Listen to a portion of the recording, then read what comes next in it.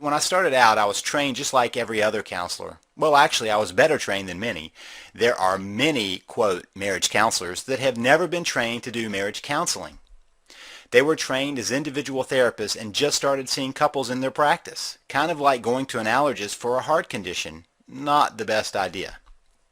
But even with my training in marriage counseling, I noticed that way too many couples were not getting better. At first, I thought it was me. I thought I must be just a bad therapist. But then I noticed my colleagues were doing no better. In fact, I found research that told me the truth.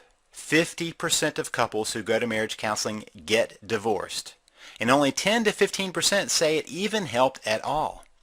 Think of it this way. You go to your doctor and he tells you that you need to have a procedure done. He tells you that you have to have it, but there's a 50-50 chance of even surviving, and only a 15% chance that the procedure will even help.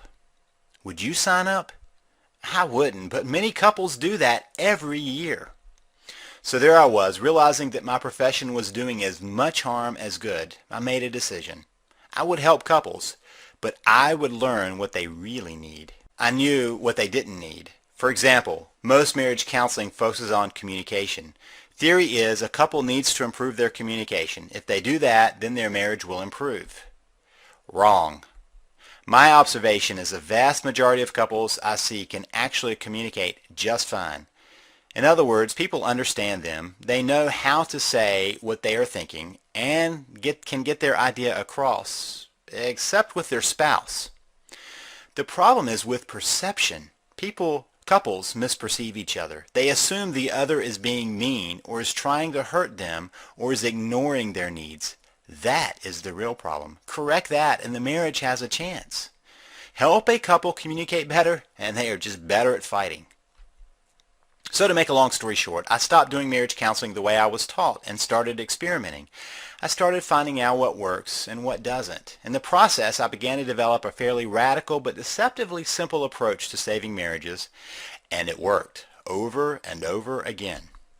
Which left me wondering, why do others keep serving up the same old useless information? If you look around, you will see lots of information designed to help you save your marriage. Much of it is well-intentioned, just useless. First, there are those that teach, quote, reverse psychology or other tricks to help you stop a divorce. But come on, do you really think your spouse is a 4-year-old? Reverse psychology may work on a child, but not on an adult, at least not for long. Then there are those who will try and teach you communication skills. I think I already demonstrated the dead end of that. Then you get into the spells, subliminal messaging, and other weird methods that don't work. Also, there are two types of people out there, people who have no professional training and those with dated professional training. One is like asking a friend to operate on you. The other is asking an ill-trained doctor to take your life in his hands. Neither strike me as good options. So let's talk a bit about an alternative, something that works and something you can do. If you're ready to take action now, please click on the link below this video for more information.